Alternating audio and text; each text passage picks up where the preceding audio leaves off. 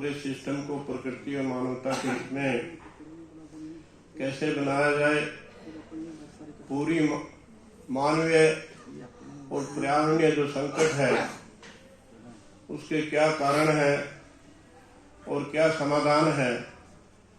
यदि संकटों से निजात नहीं पाई गई तो हमारे सामने जीवन और मौत की बहुत गंभीर चुनौती है, वो सामने खड़ी है।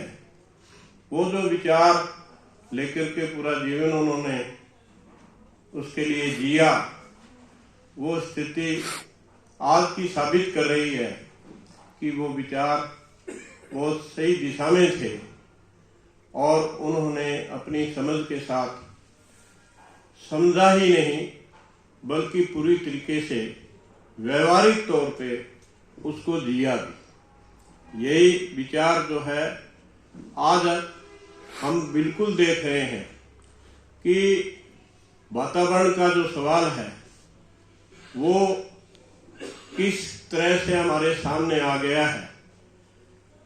जिंदगी जीने का 3 मुख्य आधार है, शुद्ध हवा, शुद्ध पानी और शुद्ध भोजन।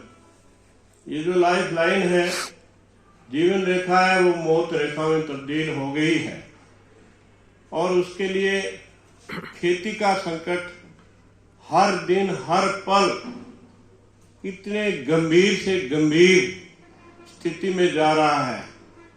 हम सब जानते हैं कि खेती जो है वो वातावरण ही है। यदि वातावरण अनुकूल नहीं है तो खेती करी कराई 6 महीने की फसल रातों रात ध्वस्त हो सकती है। अभी जो ऐसा वातावरण बना, साइक्लोन पे दर साइक्लोन आ रहे हैं और किसान की सांसें अटकी पड़ी है। पिछली वाली सावनी की बिजाई समेट नहीं पा रहे हैं, उसको इकट्ठा नहीं कर पा रहे हैं। उसके अंदर महामारियों ने इस तरीके से अटैक किया है कि हमारा जो इलाका जो नरमे का था वो पंजाब में तो लगभग पहले ही खत्म हो गया। हरियाणा, राजस्थान का या और इलाके का बचा हुआ जो सुंडी ने, लाल सुंडी ने इस कदर खतरनाक रूप लिया कि जो 10 क्विंटल 5 कनाल की जो कपास नजर आ रही थी और इतनी बढ़िया पैदावार 10-10 फुट हाइट कभी नहीं देखी। ये सब मान रहे हैं वो अभी खड़ी है, लेकिन वर्तमान में उसकी स्थिति ये हो गई है कि उसको कलेक्शन करना, चुगना मुश्किल हो गया है और जोत रहे हैं लोग। वीडियो वायरल हो रहे हैं, वो एकदम हकीकत है, कोई गलत वीडियो नहीं है।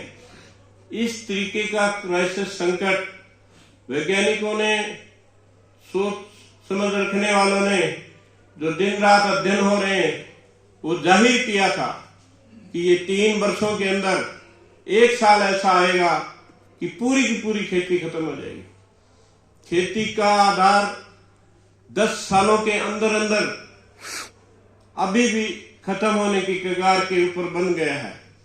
ऐसी स्थिति के अंदर जब हम सारे सोते हैं कि जब खाने को अन्न ही नहीं होगा, यूएनओ की रिपोर्ट आई है कि 40% जो भूमि है वो क्षीण हो गई है, वो गैर उपजाऊ हो गई है, वो बीज को पैदा ही नहीं कर सकती।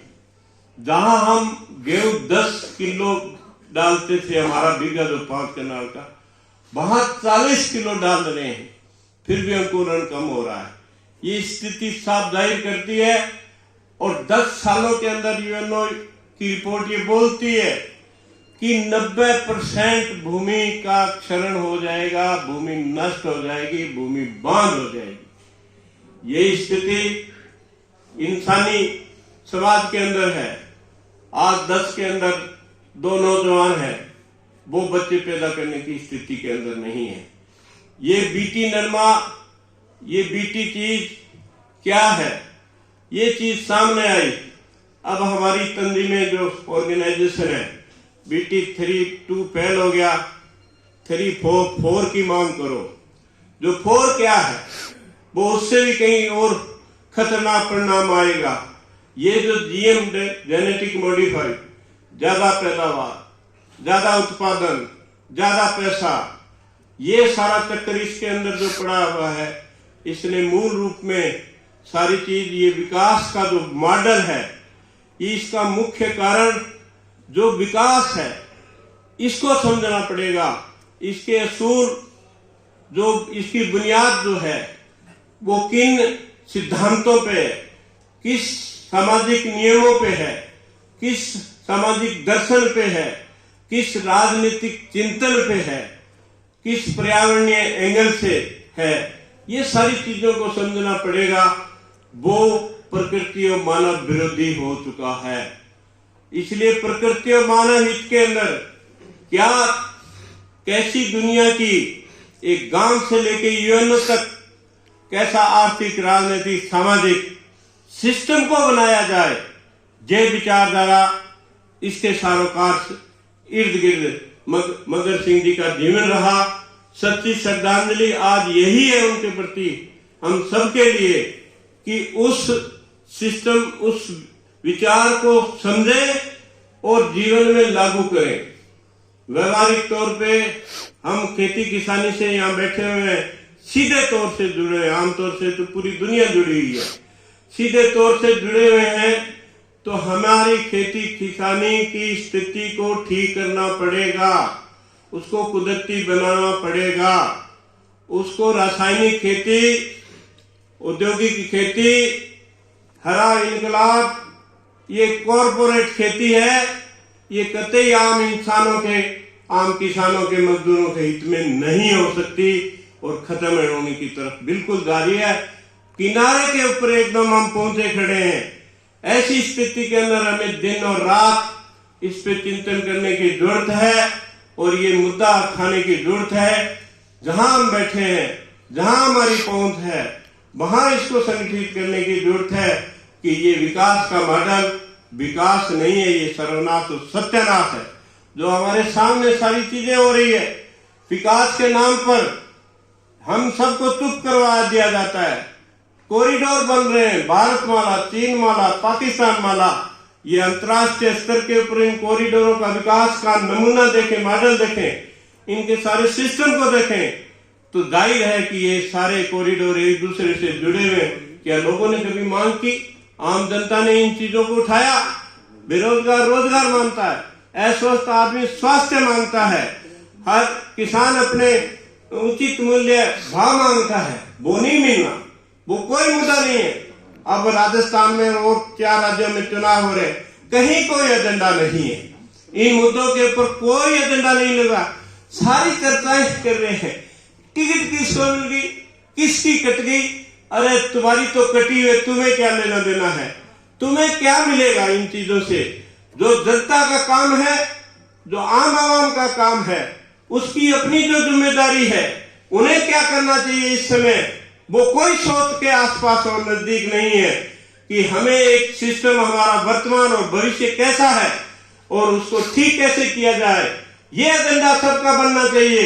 वो एजेंडे के आसपास ही नहीं है। इलेक्शन चेहरे बदलो, पार्टियां बदलो, नारे लगाते हैं और बावड़ी हुई पड़ी है जनता, बिल्कुल एकदम नशे के अंदर है।